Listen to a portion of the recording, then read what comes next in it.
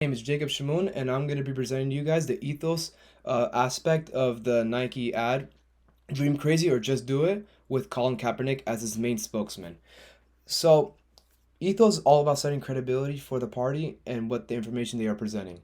So, with Nike, they've been around since 1964, and it was created by a gentleman named Bill Bowerman.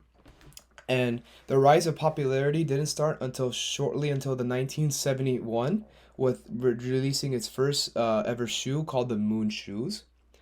And the company has proven time again that their product is reliable and is the best quality in the market, competing with and dominating its competition with Adidas, Under Armour, um, and etc. other shoes in the athletic wear, dominating.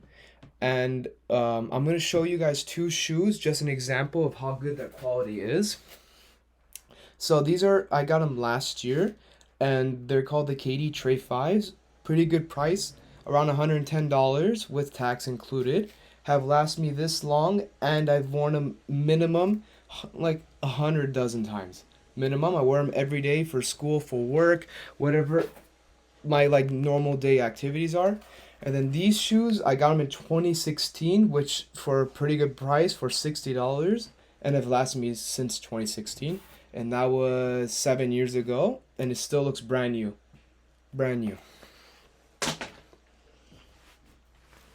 Now, Nike has created some great relationships with LeBron James with his shoe brand, his sneaker deal, but and Serena Williams from tennis, one of the greatest tennis players to ever live.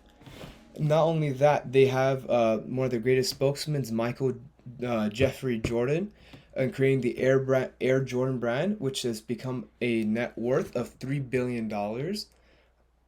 Even after he retired, the brand just got more and more and more popular, which is a good thing when athletes, because they try to find money outside of the sport when they retire. So it's good to have a relationship with a sports, it's the athletic wear of Nike producing you money as you retire.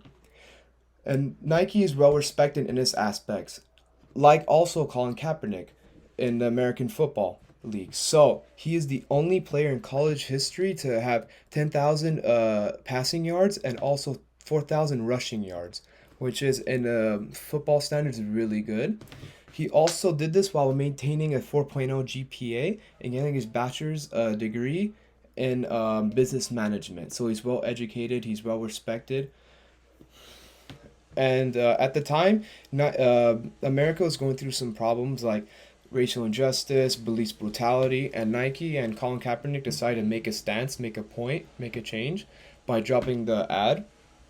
And Colin Kaepernick on the side was also kneeling during the national anthem. And at the time, they didn't know whether it would cost them money and their reputations, but they decided to take a risk and go for it. Immediately after, um, immediately after, Nike's stock, like the day of, their stock dropped to 4%, and then right after that, people were boycotting their products, burning their products and posting it online, bashing them in any way they can, the American people and military people especially. While Colin Kaepernick was being criticized by the American people on news stations everywhere, and his jersey was being burnt at the same time.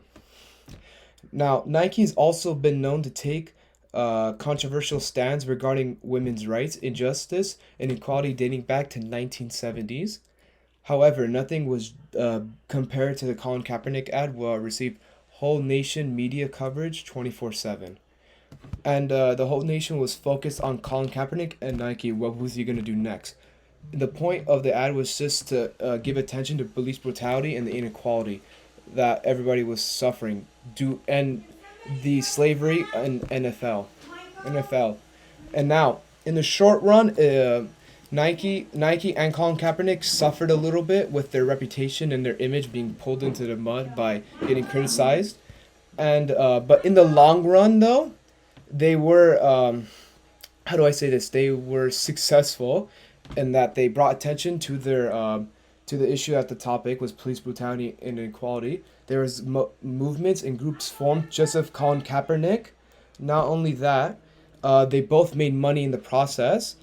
However, Colin Kaepernick suffered the most because Nike eventually regained their money and their revenue. Colin Kaepernick still loves football and he's been trying to get back in the league for over 3 4 years, but no team has signed him because they're worried about, oh, if he's here to really play football or is he here to make a political movement stance? And that's the unfortunate part.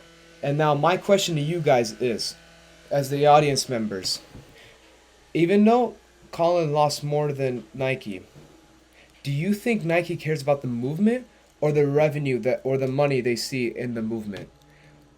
Also, do you think it was right that Colin Kaepernick and Nike made the right decision in making that commercial? Please tell us why. And thank you so much.